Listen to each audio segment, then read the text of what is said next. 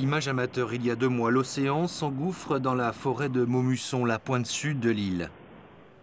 Depuis, la mer s'est retirée, bien sûr, mais elle a laissé des tonnes de déchets, du plastique surtout.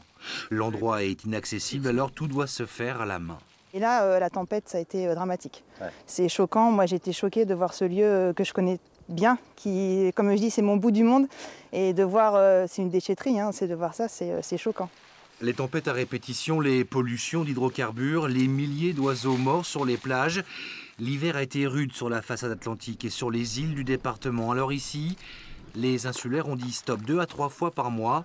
Opération nettoyage. Ça a été après les tempêtes, mais de voir l'érosion et puis de voir tout ce plastique, mais ça fait mal, quoi. On se demande ce qu'on va laisser à nos enfants. Donc ça a été un gros choc, ça, les oiseaux, les boulettes de pétrole, et donc essayer de rassembler un peu de monde pour essayer de faire en sorte de nettoyer, de sensibiliser les gens. Sensibiliser, agrandir le cercle et montrer tout ce qui est produit jeté à terre part à la mer et revient sur les côtes un jour ou l'autre.